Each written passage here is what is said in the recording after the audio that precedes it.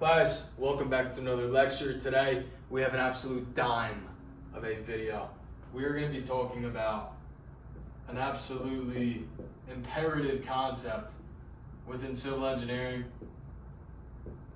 and water resource engineering, and that is hydrographs. Okay, so let's be professionals here and let's have a professional approach. Let's break down the roots. Okay, hydro is water, graph is a graph, right? So let's draw that graph. Let's draw that guy. Where does the hydro come into play? You might wonder. It's going to come in the form of Q, and then our independent variable is going to be T. So if you're in fluids or hydrology or some sort of other class, you may be familiar with Q already. But if not, that's fine. Q is what's called flow rate, or also known as discharge, okay? And it is apparent in a very important equation, Q equals VA, all right? So let's say V is feet per second, area is feet squared.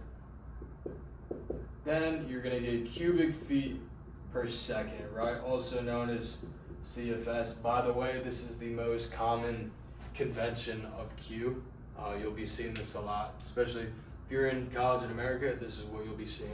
So, right, so you have cubic feet per second. What does that really mean? It's a volume of water or fluid flowing past a certain point per unit of time, okay? So that's what that is, but what am I really talking about here? You may be thinking where, why, and those are valid questions. So, let me first actually draw out this graph, just so we have a visual. I'll explain this in a second. But basically, this hydrograph has been created to depict the change of Q over time at a specific point, right? At a specific point in a river, stream, or creek, okay? So understand, it's at a specific point, and it's in a river, stream, or creek. Could be as big as the Mississippi River, could be as small as the creek behind your grandma's house, okay? So, let's visualize this. Let's say we have a river here. Okay, this is our river. So now it's actually really important to revisit Q. I know I just talked about it. But when we talk about Q, as we did, and we had the Q equals V times A, let's really get into what that A means, that area, right? Because let's say you're a bird flying and you're looking down at the river, it might be hard to understand what that area is, right? So let's say you're looking down, you're kind of confused, and then let's say you transform into a fish and you're swimming and you see you're in the river now, and then you can see you have two different parameters, right? You have your width of the river, and then you have your depth, okay? So this is very important here. Let's say your Q is 150 CFS, cubic feet per second. Let's say your depth is 5 feet, width is 10 feet, and then your velocity equals 3 feet per second, right? That makes sense? Okay, so then you see you have a Q of 150 CFS, right? So it's important to really visualize these things. And then on top of that, let's think about now you're a giant, right?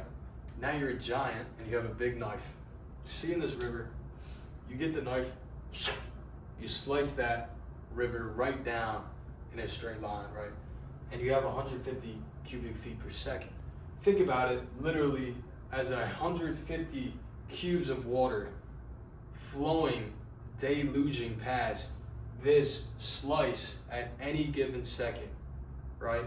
That's really what you have to visualize, and that'll help you understand this, okay? So you may be thinking, I understand the mechanics, I understand that this is gonna be at a specific point in a river, but I'm thinking, hey, won't it just be a straight line? Why would the Q be changing in a river? And what's the point of making a graph for that? That's a great question. You may also be thinking, why is there a hump in this graph? What's going on? And the point is that not only is a hydrograph for a specific point in a river, but it's typically utilized to depict a storm event. Okay, anytime there's a big rainstorm, you want to make sure that your river or stream or whatever is able to withstand that storm. Make sure there's no adverse flooding or erosion hazards or stuff like that in the real world. Okay, but let's kind of break down this graph and what it actually is saying. Let's see what the story is saying here. Okay, so first of all, this part, we're gonna just call this 1, and we're gonna call this base flow. Right, so base flow, God, that looks horrible. Base flow, this is, as I just kind of described, it's gonna be the normal everyday Tuesday at 2 p.m. on a sunny day. The flow in your river, the Q in your river, nothing crazy. It's gonna be extremely uniform. This is gonna be 95% of the time of the river, okay? Pretty self-explanatory, right? Number 2, this is what we're gonna call the rising limb, okay? So at this point, we have a storm. This is my cloud and rain, okay? We have a storm, and at this point, it's maybe midway through the storm. The water is going towards the river now. It's made its way into the river, so that way the Q is going up and up and up because more and more water is getting into that river. And if you watched my time of concentration video, I described how if you have a shorter time of concentration, then that rising limb will be much steeper because all the area of that watershed is contributing to the river in a quicker fashion. So I highly recommend you check out that video. If you don't, you might fail class, you might drop out of college and be a bum. So definitely watch that video. Next, we have what's called our peak.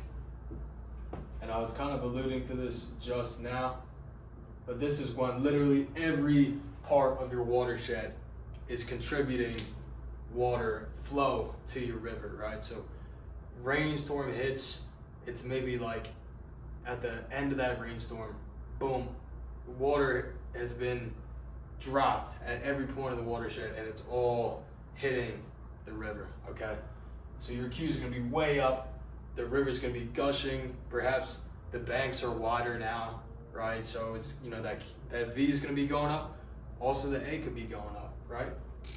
And lastly, you're gonna have your falling limb. And again, you can kind of imagine the rainstorm has stopped and less water is going towards the river, less and less runoff is going. But think about it like if you have a sink and it's going, that water is hitting your sink pretty fast and there's a lot of water in there, even when you stop the faucet, there's still gonna be water in the sink that's gonna be flowing down. So kind of think of the rising limb in that way. The faucet is turned off, but the water is still draining down, okay? So these are the different parts. And lastly, we're gonna get into our last item to kind of tie this up. So we went over that this hydrograph is gonna depict a storm event, right? So let's really think about what this curve actually means and how we can use it and how it's applied in the real world. So we have this kind of hump, right? So this area under the curve is actually important because this will be a actual number that we can generate, right? So if you have cubic feet per second and you have seconds, then that's gonna cancel out, right? Typically though, this time is gonna be in hours, right? So let's do a little experiment, right? Let's say the peak of this hydrograph is at 100 cubic feet per second. Down here is 0, maybe this is around 30. And maybe you'll have an Excel sheet do this or some sort of program that will do this. But for the sake of argument, let's say your average flow rate is 55 cubic feet per second. Let me redraw that actually. Cubic feet per second. Let's do a little bit of conversion. 60 seconds, 1 minute, 60 minutes, 1 hour. And let's say this is an 8-hour hydrograph, okay? 8 hours, right? So then you're gonna hit them with a boom, boom, boom, boom, boom. And that comes out to, I have this number here. That's gonna come out, this is cubic feet, right? So that's gonna come out to 1,584,000 cubic feet of water that's flowing in this hydrograph, you know, past that certain point within an 8-hour time frame. Okay, so why is that important? Well, when you're in the real world as an engineer, maybe you're designing a detention pond or a retention pond, basin, whatever you want to call it, something like that, where you have to know the inflow of water coming in so you can size it and make sure that's able to be treated and moved around. So that's going to be a reason also for erosion hazards. You want to know how much water is coming in, and then on top of that, you might be faced with some regulatory compliance where the city's telling you you have to meet certain numbers, stuff like that. So it's important to actually be able to generate some deliverables with a graph like this. So hopefully you learned a lot from this video. If you have any other video requests that you want me to do, please drop a comment, like and subscribe, and feel free to connect with me on LinkedIn and Instagram. Those links are in my bio. So yeah, thanks a lot. Have a good one, and thanks for being here.